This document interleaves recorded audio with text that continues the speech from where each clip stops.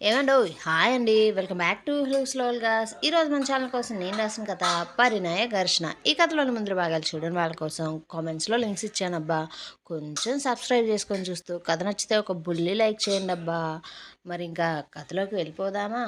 మాన్య తన ప్లాన్ ప్రకారం కళ్యాణ్ రామ్ మీద అందరికీ అనుమానం వచ్చేలా చేస్తుంది. మాన్య మాటలకు అభిరామ్కి పట్టడానికి కోపం వస్తుంటే, మాన్య ప్రతిసారి ప్రెగ్నెన్సీ గురించి మాట్లాడుతుంటే యతిన్కి ఎందుకో మనసంతా చాలా గందరగోళంగా అనిపిస్తుంది. దాంతో మాన్య అంతకుముందు తన గదిలో మాట్లాడిన మాటలను గుర్తు చేసుకుంటూ ఉన్నాడు. అభిరామ్, పునర్వి, మదన్, విద్య, ఆనంది, కళ్యాణ్ వైపు వారి వారి భావాలతో అనేక ప్రశ్నలు నిండిన చూపులతో చూస్తుంటే కళ్యాణ్కి పునర్వి చూసే చూపుకి ప్రాణం పోతున్నట్లు అనిపించి, మాన్య, నేను మళ్ళీ చెబుతున్నా, ఇదంతా అబద్ధమని ఒప్పుకొని మర్యాదగా ఇక్కడి నుండి వెళ్ళిపో అంటూ అనగా, మాన్య ముఖం జాలిగా పెట్టి, ఏ ఆడదైనా తను చెడిపోయానని తన మీద తానే నిందలు వేసుకుంటుందా బావా? నేను నిజమే చెప్తున్నా అంటే, ఆనంది, చూడు మాన్య, మా అన్న గురించి మాకు తెలుసు. నువ్వు చెప్పేది అసలు నమ్మేలాగే లేదు. పోనీ మా అన్న నిన్ను బలవంతం చేస్తుంటే మరి ఓ స్పృహ తెలియని వ్యక్తి నుంచి నువ్వెందుకు తప్పించుకోలేదు? మావాడు బలవంతం చేస్తే నీ వంటి మీద గుర్తులు ఎందుకు లేవు అంటూ అడగ్గా, మాన్య ఒక నిమిషం ఆలోచించుకొని కళ్యాణ్ వైపు, అభిరామ్ వైపు, పునర్వి వైపు చూస్తూనే, నాకు బావంటే ఇష్టం, అందుకే అరవలేదు, తనకు నచ్చినట్లుగా నడుచుకున్నా. అయినా అరిచి గొడవ చేయడానికి, గాయాలు చేయించుకోవడానికి నేనేమీ పునర్విలా పిచ్చిదాన్ని అనుకుంటున్నావా అంటుంటే, ఆ మాటలు విన్న పునర్వికి కంటి నుండి కన్నీరు ఆగకుండా వస్తూనే ఉంది. అభిరామ్ కోపాన్ని ఆపుకోలేక మాన్య మీద చెయ్యి చేసుకోబోగా, ఈలోపే కళ్యాణ్ మాన్య చెంప తన చేతి కొందున పగలగొట్టి అదే కోపంతో తన కాలి పాయింట్ భాగం తన తొడ భాగం నుండి గట్టిగా పట్టుకొని కిందకు చించేసుకున్నాడు. అది కళ్యాణ్కి 3 కుట్లు పడిన కాలు. కళ్యాణ్ కొట్టడంతోనే మాన్య నేలకు కరుచుకొని పోయి తన నోట్లో పళ్ళు కదలడం వల్ల వచ్చిన రక్తాన్ని పక్కకు ఉమ్మి కళ్ళు బైర్లు కమ్మడం వల్ల ఒక్క క్షణం ఆమెకు ఏమీ అర్థం కాలేదు. ఆమె చిన్నగా లేవడానికి ప్రయత్నించబోగా కళ్యాణ్ ఆమె జుట్టు పట్టుకొని అందరి ముందు పైకి లేపి, చూడే చూడు, నా కాలికి 4-5 గంటల ముందే కత్తి తగలడం వల్ల నేను 3 కుట్లు వేయించుకున్నా. ఆ రక్తపు మరకలే ఇంకా నా చొక్కా మీద ఉన్నాయి. నీతో నేను ఇదిగో ఇక్కడ కనిపిస్తుందే ఈ మంచం మీద అంటూ అలాగే తన జుట్టు పట్టుకొని కోపంగా మంచం వైపు తిప్పి, దీని మీద మనం కలిస్తే ఇప్పుడు కుట్లు పగిలి రక్తం కారిపోయి ఉండేదే దాని మీద. ఎందుకంటే కాలు కదపకుండా కడుపు చేయలేనుగా. అసలు ఇందాక మంచం మీద నుంచి లేవడానికే మదన్ సాయం తీసుకున్న నేను మరిప్పుడు దీంతో నేను ఈ గదిలో మనిద్దరి మధ్య ఏమీ జరగలేదని నిరూపించా కదా. మరి నువ్వు చెప్పే 20 రోజుల తర్వాత వచ్చే నీ కడుపు నీ బజార్ బుద్ధికి కారణం అవుతుందిలే, కానీ దానికి నేను కారణం అవ్వను అంటూ ఒక్కసారిగా ఆమెను జుట్టు పట్టుకొని కిందికి తోసేశాడు. ఇప్పటిదాకా కదలకుండా ఉండి ఒక్కసారిగా కళ్యాణ్ కొంచెంగా కాలు మీద భారం పెట్టి కదలడం వల్ల కళ్యాణ్ కుట్లు నుండి కొద్దిపాటి రక్తం వచ్చింది. అది చూసిన పునర్వి, కళ్యాణ్ అంటూ అతని దగ్గరికి వెళ్ళి కుట్లు నుండి వస్తున్న రక్తాన్ని తన చీరతో తుడుస్తూ, నేను చెప్పా కదా కళ్యాణ్, నీ మీద నాకు నమ్మకం ఉందని, ఆ నమ్మకాన్ని నువ్వు ఇప్పటికీ ఒమ్ము కానివ్వవు అంటూ ఉంటే, మాన్య అదంతా చూసి అక్కడ తనకు జరిగిన అవమానాన్ని తట్టుకోలేక అందరినీ చూస్తూ కోపాన్ని భరించలేకపోతుంటే, అక్కడ అందరూ కళ్యాణ్ని చూస్తూ అతన్ని కూర్చోబెట్టి తలా ఒక మాట మాట్లాడుతుండగా మాన్య చాలా కోపంగా, నేను ఇంతకుముందు చెప్పింది అబద్ధం అయ్యుండొచ్చు పునర్విక, కానీ నువ్వు అంతగా అతన్ని నమ్మకు, ఇప్పుడు చెప్తున్నా విను అసలు నిజం. పునర్వి, నీకు ఈ జన్మలో పిల్లలు పుట్టే అవకాశం లేదు అంటూ అసలు విషయం చెప్పేసింది. దాంతో అక్కడ అందరూ ఒకరి ముఖం ఒకరు చూసుకుంటూ పునర్వి ఎలా రియాక్ట్ అవుతుందో అని అందరూ ఆమెనే చూస్తుంటే, మాన్య అసలు నిజం చెప్పిన తరువాత అందరి వైపు గర్వం నిండిన కళ్ళతో చూస్తూ, నేను చివరికి సాధించాను అంటూ ధీమాగా చూడగా, పునర్వి ఎదురుగా ఉన్న కళ్యాణ్ రామ్ కళ్ళల్లోకి ఒక్క క్షణం చూసి అక్కడ అందరి వైపు చూస్తుంటే కళ్యాణ్ గుండెల్లో ఆమె చూపులు కత్తులు దిగుతున్నట్లు దిగుతున్నాయి. దాంతో అతని ముఖంలో ఎలాంటి భావం లేకుండా నిర్జీవంగా పునర్విని చూస్తూ ఉన్నాడు. పునర్వి నుండి మాన్య అనుకున్న రియాక్షన్ ఇంకా రాకపోవడంతో ఆమె మరోసారి, పునర్వి, నీకు పిల్లలు పుట్టే అవకాశం అస్సలు లేదు. అందుకే నేను బావకు అంటూ మాట్లాడబోతుండగా మాన్య గూబ గుయ్యమనే శబ్దంతో ఆ గది మొత్తం దద్దరిల్లిపోయింది. పునర్వి 5 చేతివేళ్ల ముద్రలు మాన్య తెల్లటి చెంప మీద సంతకంతో పడగా అక్కడి వారు ఒక్కసారిగా ఊపిరి పీల్చుకున్నారు. మాన్య ఆ దెబ్బ నొప్పికి విలవలలాడిపోగా పునర్వి మాన్యను కొట్టిన చేతిని విదిలించుకుంటూ ఆమె ముందు అపరకాలిలా నుంచొని ఉంది. తన చెంపదెబ్బకు గోడకు బలిలా కరుచుకుని ఉన్న మాన్య జుట్టు పట్టుకుని, ఎంత ధైర్యమే ఇంకా ఇంకా అబద్ధాలు చెప్పడానికి? నువ్వు నిజంగా ఇప్పటిదాకా నా భర్త మీద ప్రేమతో ఇదంతా చేశావేమోననుకున్నా. నీ ప్రేమ మా పెళ్ళి వల్ల సమాధి అయ్యి నువ్విలా తయారయ్యావేమో అనుకున్నా. కానీ నీది ప్రేమ కాదు, పిచ్చి, పంతం, పైత్యమే ఇది. ఏంటే ఇందాకేదో అన్నావు? నేను మీ మధ్యకు వచ్చానా? అసలు నేను కళ్యాణ్ని ఎప్పటి నుంచి ప్రేమిస్తున్నానో నీకు తెలుసా? సుమారు 10 ఏళ్ల నుండి. ఇప్పుడు చెప్పవే, ఎవరు ఎవరి మధ్యకు వచ్చారే అంటుంటే మాన్య తన జుట్టును విడిపించుకోవడానికి చూస్తుంటే ఆనంది కూడా మాన్యను అలాగే గోడకు ఆనించి గట్టిగా పెట్టి ఒత్తుతూ, నువ్వు ఏది చెప్పినా నమ్మడానికి మేము పిచ్చివాళ్ళమేమీ కాదు అంటూ కళ్యాణ్నే చూస్తూ, అన్నా జరిగింది ఇంక చాలు.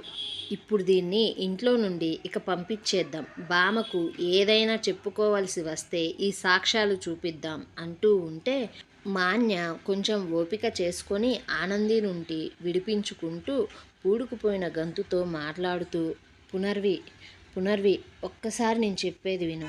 నేను ఇప్పటిదాకా చేసినవన్నీ అబద్ధాలే, చెప్పినవన్నీ అబద్ధాలే కావచ్చు. కానీ ఇప్పుడు చెప్పేది నిజం. నీకు పిల్లలు పుట్టే అవకాశం చాలా తక్కువ. అందుకే విదేశాల నుంచి డాక్టర్ విద్యను కేవలం నీకోసం మాత్రమే కళ్యాణ్ తెప్పించాడు. ఇది నిజం.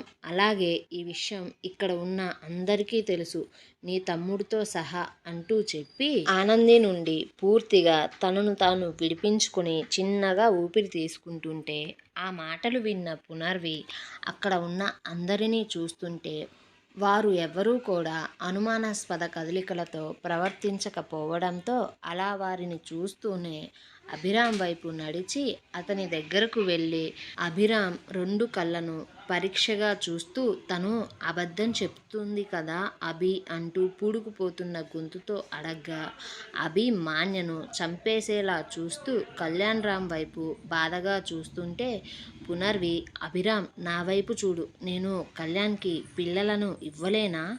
ఈ విషయం నీకు ముందే తెలుసా అంటూ అడగ్గా ఆమె వెనక ఉన్న కళ్యాణ్ రామ్ ఆమె భుజం మీద చెయ్యి వేసి తన వైపుకు తిప్పుకొని, నీకు నా మీద నమ్మకం ఉంది కదా, నేను చెప్తున్నా విను.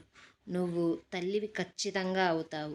మాన్య అన్ని అబద్ధాలే చెబుతుంది అంటే మాన్య విద్య చెయ్యి పట్టి లాగుతూ ఆమెను మధ్యలోకి నుంచోబెట్టి, నేను అబద్ధాలు చెప్తే మరి ఫారెన్ నుండి టాప్ మోస్ట్ గైనకాలజిస్ట్ అయినా ఈమెను ఎందుకు ఇక్కడికి తీసుకుని వచ్చావు అంటుంటే కళ్యాణ్ సహనం నశించింది అని గ్రహించి తనను చూస్తున్న మదన్ ఇక మాన్య మాటలు చేతలు భరించలేక విద్య చేతిని మాన్య చేతి నుండి విడిపించి మాన్య మెడ పట్టుకొని గోడకు వత్తిపెట్టి, నీకేమన్నా పిచ్చా, ఎందుకు ప్రాణాల మీదకు తెచ్చుకుంటున్నావు అంటూ కోపం భరించలేక ఆమె మెడ మీద ఇంకా ఒత్తిడి పెంచగా యతిన్ మదన్ నుండి మాన్యను విడిపించాడు.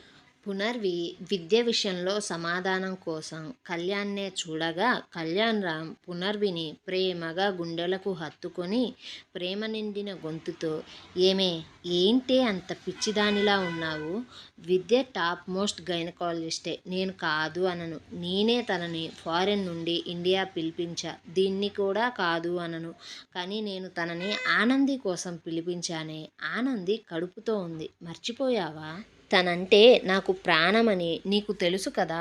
ఇది కూడా ఆలోచించలేనంతగా నన్ను ప్రేమిస్తూ ఎవరో దారిన పోయే గాలిది ఏదో చెబితే అది నువ్వు ఎందుకు నమ్ముతున్నావు అంటూ తన బాధను కన్నీటితో దాస్తూ అబద్ధాన్ని గుండెల నిండా ప్రేమతో చెప్పగా అది చూసి అందరి కళ్ళల్లో కన్నీళ్లు తిరుగుతుంటే పునర్వి కళ్యాణరామ్ మాటలకు అంతకంతకు అతన్ని గాఢంగా హత్తుకొని అతని గుండె మీద సారీ చెబుతూ చిట్టి ముద్దు పెడుతూ, సారీరా, అనుమానం కాదు, పిచ్చి కళ్యాణ్, నువ్వంటే నాకు పిచ్చి.